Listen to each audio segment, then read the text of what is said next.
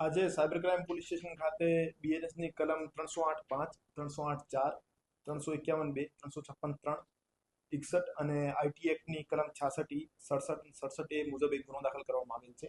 આ ગુનાની હકીકત એવી છે કે એમાં ફરિયાદીના ક્લિનિકમાં એક કમલ નાઢા, જે પોતે પણ બીએમએસ ડોક્ટર છે, એના દ્વારા એક બલ્બ હોલ્ડરના રૂપમાં સ્પાઈ કેમેરો ફિટ કરવામાં આવેલ હતો અને તેઓના અંગત પળોના ફૂટેજ રેકોર્ડ કરી અમુક મીડિયા કર્મીઓ સાથે શેર કરી અને એને ડોક્ટરને બ્લેકમેલ કરવામાં આવેલ હતો અને બ્લેકમેલ કરી એમના પાસેથી 25 લાખ જેવી ખંડણીની માંગણી કરવામાં આવેલ હતી અને 50,000 રૂપિયા સ્વીકારવામાં આવેલ હતા.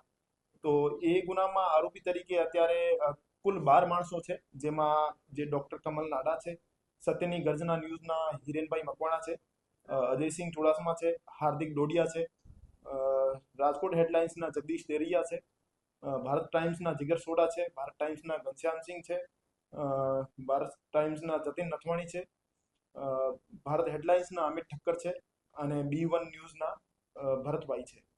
અને આ સિવાય અમુક ફોન નંબર્સના ધારક છે જે આરોપી તરીકે છે. અને અત્યારે સાયબર ક્રાઇમ પોલીસ સ્ટેશનના પીઆઈ શ્રી આ ગુનાની તપાસ કરી રહ્યા છે અને હજુ સુધી કોઈ આરોપીની ધરપકડ કરવામાં આવી નથી. સાહેબ, એની એમો શું હતી અને કેટલા સમયથી આ લોકોએ કઈ રીતે જે ફરિયાદી છે ને ટોર્ચર કર્યું? આજે સ્પાઈ કેમેરો ફિટ કરનાર માણસ કમલ નાડા છે, એનો એક્સેસ જે ફરિયાદી છે ડોક્ટર, એમના ક્લિનિક સુધી હતો અને એ પોતાના જે મરીજ છે એ એના ડોક્ટરના ક્લિનિકમાં મોકલતો હતો.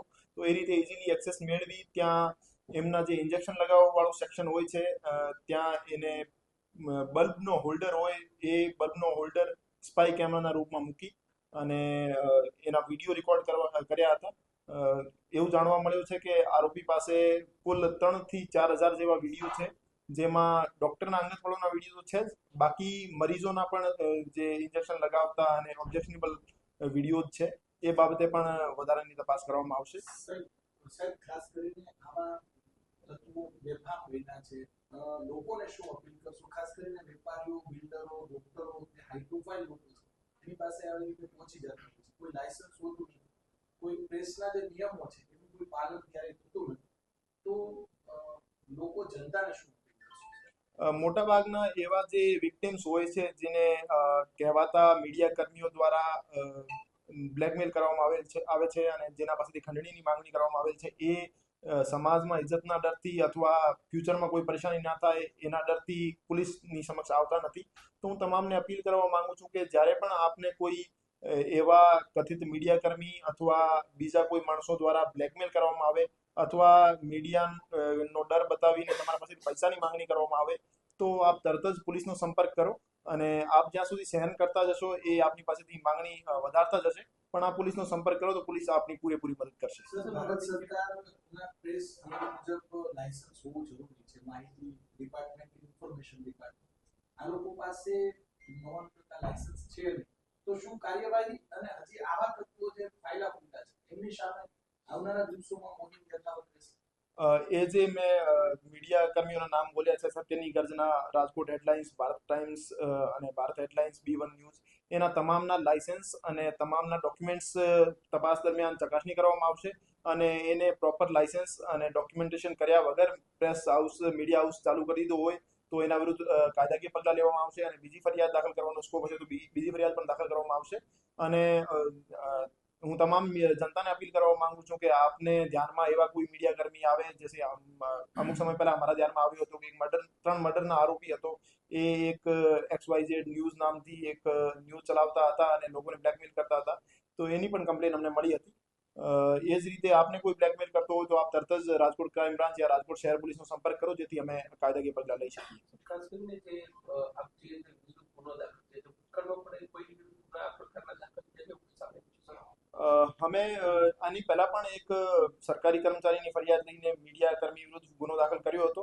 એ જે આરોપીઓ છે એના ગુનાહિત ઇતિહાસ છે કે કેમ એ બાબતની ચકાસણી તપાસ દરમિયાન કરવામાં આવશે અને હજુ સુધી અમારી પાસે એવી કોઈ માહિતી સરકારી જે કચેરીઓ હોય છે એની અંદર પહોંચી જતા હોય છે કાર્ડ લઈને, લાયસન્સ કઈ હોતું નથી, તો અધિકારીઓને પણ આપશું. સરકારી કચેરીઓમાં પણ જે અરજદાર આવતા હોય છે એમને ગુમરાહ કરવા માટે એ જે જે કહેવાતા પત્રકાર છે એ કુખ્યાત છે. તો હું તમામ સરકારી કચેરીઓમાં જે એવા પત્રકાર લોકોને, માણસોને અથવા સરકારી અધિકારીઓને બ્લેકમેલ કરતા હોય, હેરાન કરતા હોય, એને પણ તરત જ પોલીસનો સંપર્ક કરવા માટે હું અપીલ કરું છું. અને કોઈ આરટીઆઈના નામે પણ એમને બ્લેકમેલ કરતો હોય અથવા મીડિયાના નામે પણ બ્લેકમેલ કરતો હોય અથવા ખંડણીની માંગણી કરતો હોય તો આપ તરત જ પોલીસનો સંપર્ક કરો. અને જે આપે પૂછ્યો, જૂન 2024થી આ દિન સુધી ફરિયાદીને લગાતાર ધાક ધમકી અને એક્સટોર્શનની એમની ડિમાન્ડ ચાલુ હતી અને 25 લાખ રૂપિયાની માંગણી એમના પાસેથી કરવામાં આવેલ હતી. અને એ વિડીયો જે છે 2023ના આજુબાજુમાં રેકોર્ડ થયેલા છે અને એના પછી એને મીડિયા કર્મીઓ સાથે શેર કરી અને ડોક્ટરને બ્લેકમેલ કરવાનું શરૂ કર્યું હતું. સર, આ વિડીયોનો કે બીજી જગ્યાએ ઉપયોગ કરવામાં આવતો અથવા વેચવામાં આવતો એવું કંઈ સામે આવ્યું છે? હજુ સુધી પોલીસ પાસે એવી કોઈ માહિતી નથી કે મીડિયા જે વિડીયો છે વિડીયોને કોઈ બીજા પ્લેટફોર્મ ઉપર શેર કર્યા હોય અથવા વેચ્યા હોય. પણ તપાસ દરમિયાન એવું કોઈ સામે આવશે તો એમાં યોગ્ય કલમો જે સર્ક્યુલેશનની લાગતી હશે એ પણ ઇન્વોક કરવામાં આવશે અને કડક પગલાં લેવામાં આવશે. સર, જે ડોક્ટર છે, ડોક્ટરનો શું રોલ છે? એને સ્પાય કેમેરો ફિટ કર્યો તો એને કોઈ દુશ્મની હતી ડોક્ટર સાથે? શું હકીકત છે એમાં? પ્રથમ દ્રષ્ટિએ એવું જાણવા મળ્યું છે કે જે આરોપી કમલ લાડા છે એ જે ફરિયાદી છે, ફરિયાદીના બીજા ક્લિનિકમાં એમનો એક્સેસ હતો અને ત્યાં કામ કરતા લેડી ડોક્ટર સાથે એમનો એકતરફી પ્રેમ હતો અને એના કારણે એને એમનો સ્પાય કેમેરો મૂક્યો હતો. પછી એની દાનત બગડી અને એવા વિડીયોઝ એમની પાસ આવ્યા તો એને ખંડણી માંગવાનું શરૂ કર્યું. સર, જે આ કહેવાતા પત્રકારો છે એમના વિરુદ્ધ ગુના તો આપ નોંધો છો, પણ એના જે સોશિયલ મીડિયામાં પેજ હોય છે એ પેજ ડિલીટ કરવામાં આવશે? એમની પાસે પ્રોપર લાયસન્સ અને પ્રોપર ડોક્યુમેન્ટેશન નહીં હશે તો એના વિરુદ્ધ જે સોશિયલ મીડિયા ઉપરથી એના પ્લેટફોર્મ ઉપરથી એના પેजेस અને એના અકાઉન્ટ ડિલીટ કરવાની કાર્યવાહી પણ કરવામાં આવશે. અને એ જે પ્રોપર રૂલ્સ રેગ્યુલેશનનો ફોલો કરતા હશે તો આ ગુનાના આધારે એમની વિરુદ્ધ કાર્યવાહી કરવામાં આવશે. સર, ફરિયાદી પાસે 25 લાખ રૂપિયા કોને માંગ્યા હતા અને બાકીના જે આરોપીઓ છે તો એમનો રોલ શું છે? મતલબ પોતાના પ્લેટફોર્મ પર વિડીયો ચલાવીને પછી એમને બ્લેકમેલિંગ કરતા હતા. 50,000 સ્વીકાર્યા તો કોને સ્વીકાર્યા?